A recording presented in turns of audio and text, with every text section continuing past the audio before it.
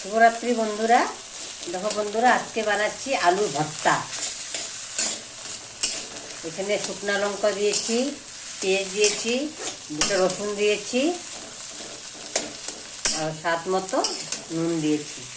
এখন এখানে প্রায় হয়ে গেছে আমার এটা। এখন এখানে ম্যাগি মশলা দিয়ে দিব। এই দেখো ম্যাগি মশলা।